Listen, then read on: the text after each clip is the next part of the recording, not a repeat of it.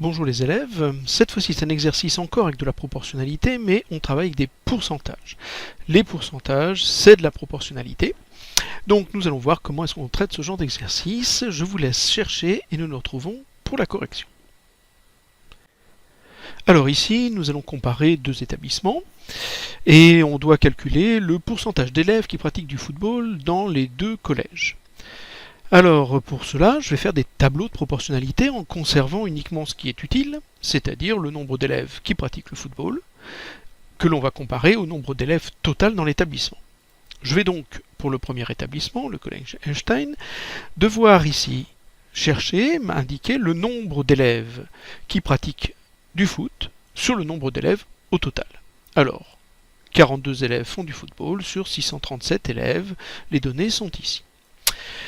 Je veux savoir, cela représente 42 pour 637, ça fait quel pourcentage? Cela signifie que c'est combien d'élèves pratiquent du football pour 100 élèves. Donc ici, systématiquement, quand on aura du pourcentage, nous allons avoir comme référence le nombre 100. Et vous allez donc avoir ici le nombre 100 qui doit apparaître.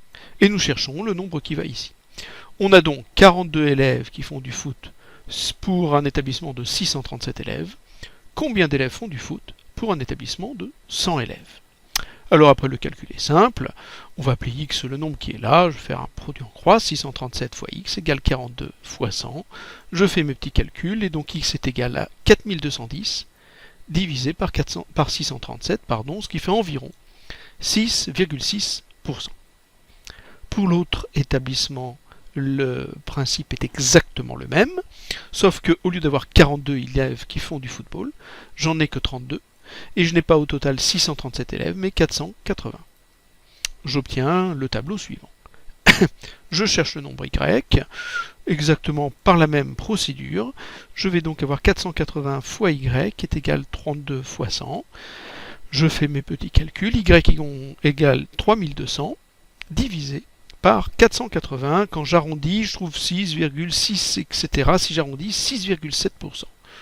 Alors 6,7 sur 6,6%, franchement c'est très proche.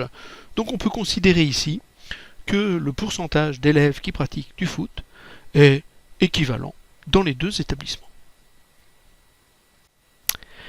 Deuxième question, on fait la même chose mais pour du volley. Je vais donc à nouveau avoir les mêmes tableaux, sauf que je vais chercher des gens qui font du volley.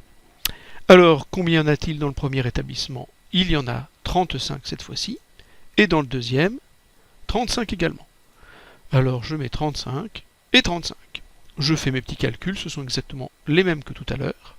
Cette fois-ci, nous trouvons que dans l'établissement Einstein, il y a 5,5% d'élèves qui font du volley, tandis que dans l'établissement Fermat, il y en a 7,3%.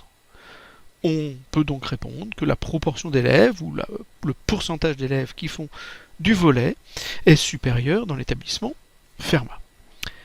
On aurait pu en avoir le savoir dès le début, puisque 35 parmi 637, c'est plus petit que 35 parmi 480.